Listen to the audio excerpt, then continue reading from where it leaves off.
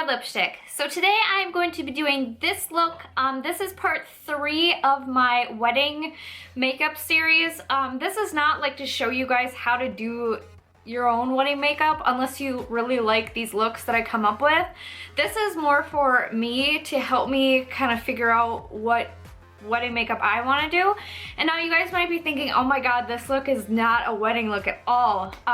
I want to point out I'm getting married. It's a Halloween wedding. So I am not going with the traditional like soft pink really like delicate makeup. I'm going for something bold. I'm a bold person. I love bold makeup. It's very rare that I wear neutrals or anything that's not kind of in your face. So my wedding will be no different.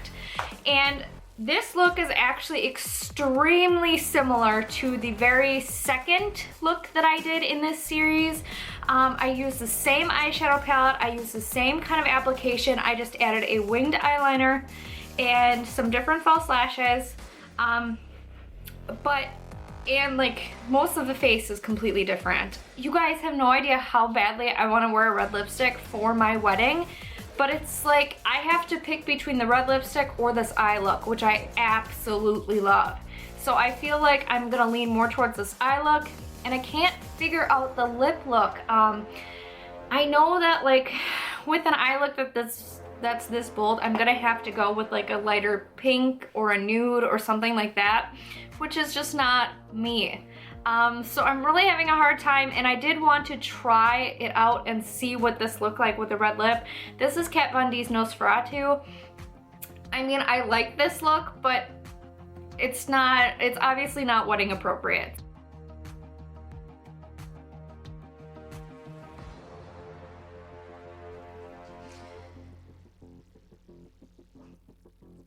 Alright guys, so sorry about that weird kind of like intro there. That was kind of a mess, but I'm going to start out with the makeup now.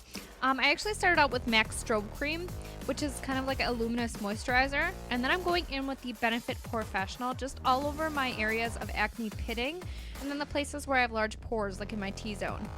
Foundation I'm using today is MAC Studio Fix Fluid in NW10. It is my favorite full coverage matte foundation. And because it is matte and I wanted kind of like a luminous bridal look, that's why I went with the MAC Strobe Cream underneath. So now I'm going in with my Studio Fix concealer, and I'm just dabbing this on my acne marks with my finger. It's a really like silky, creamy product, so it works really well just to dab it in with your finger. Now for under eyes, I'm going to go in with my NARS Radiant Creamy Concealer in Chantilly, and I'm just going to take this on the under eye area, kind of in that triangle shape.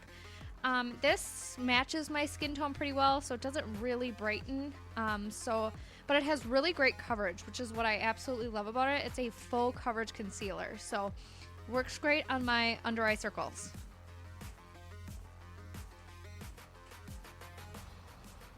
Then I'm going in with my MAC Prep and Prime Translucent Powder, and I'm just putting this on the T-zone of my face, and any places that I have acne, especially like on the forehead there, just to set that so it's nice and translucent or transparent powder. Then going in with my Hourglass Ethereal Light Ambient Lighting Powder, and setting the rest of my face with that, because that powder actually has a little bit of like radiance to it. It makes your face look a little bit glowy, and I don't want that on my acne marks. Now I'm going with the yellow powder in the NYX Contour Kit and just setting my under eye concealer. And then going in with my e.l.f. Eyelid Primer. Eyelid Primer actually is not really necessary for this eye look, because I do go in right after this and, later, and use a different like stick product, and it's just not necessary to really prime. But now I'm doing my eyebrows with my Ofra eyebrow pencil, just universal eyebrow pencil. Now you can see here I'm going in with this stick product. This is a Makeup Forever stick eyeshadow, and I'll have all the products listed below what the name of this is, but this is going on as like my base color, so I really didn't need the primer underneath, but no big deal.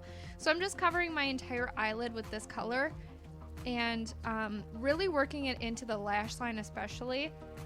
And then I'm going to go in with a large fluffy brush and kind of blend that out in the crease area, just so there's not that weird like harsh line there. Just make it all seamless and really pretty. And then I'm taking this on the lower lash line as well. I'm sorry if you can hear the dog toy in the background. She always does this when I film. So now I'm going in the lower lash line as well with that same crayon. And then I do take a brush and kind of blend it out a little bit. Now for my favorite part of this is the Charlotte Tilbury Vintage Vamp palette.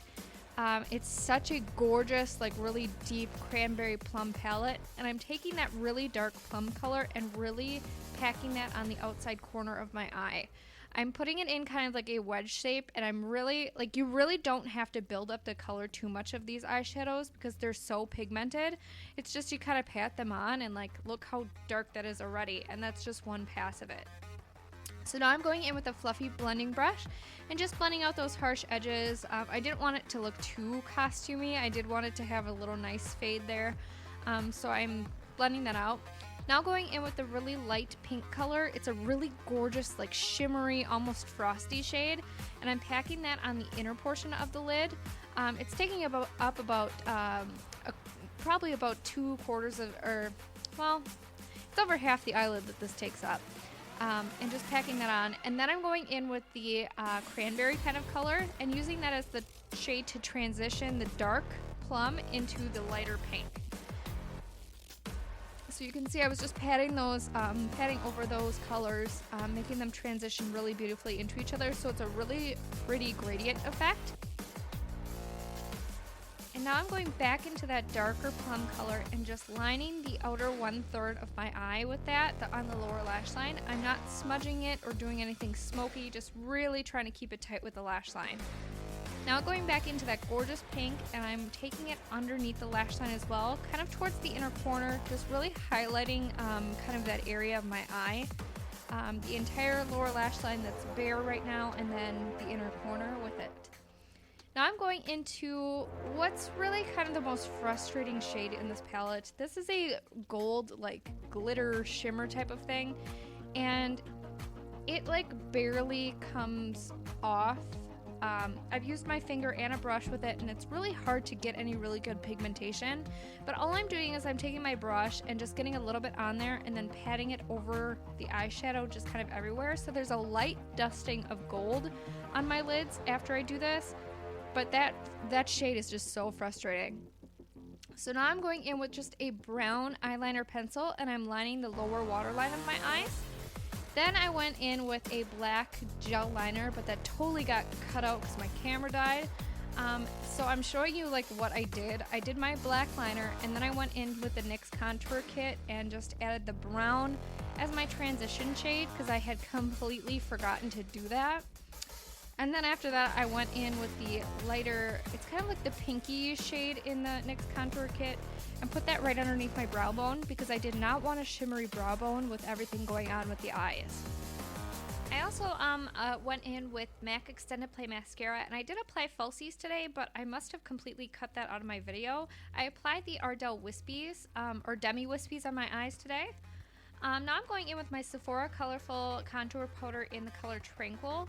This is such a beautiful, like, shade for those of us with really pale skin because it really mimics the look of a shadow. It's a really, like, ashy, gray toned brown, and it just works so well. I can really, like, you'll see in this video that I really, like, contoured and cut those cheeks with this contour powder. I love it.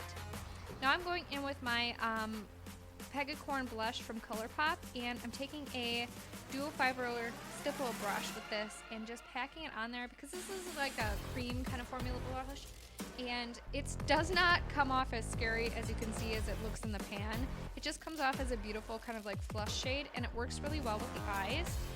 Now going into my favorite highlighter in the world, which is my limited edition Fergie highlighter, but you can find this in the permanent collection. It looks just like this. And it's called like Sangria or Margarita or something like that. But I'm going all over my face and highlighting all the high points, so nose, cheekbones, Cupid's bow, you know the drill. It's just such a gorgeous, like, not overpowering highlight. So I should have done this earlier, but I'm going in with the MAC Prep and Prime lip. It's kind of like it's a lip primer, but it has a balmy texture. So it's great to put it on early to moisturize. And then I'm going to be going in with the Kat Von D Nosferatu Longwear Liquid Lipstick. And I lost the footage of this, but here is what the finished look looks like. I hope you guys enjoyed this video, and thank you so much for watching. Have a great day.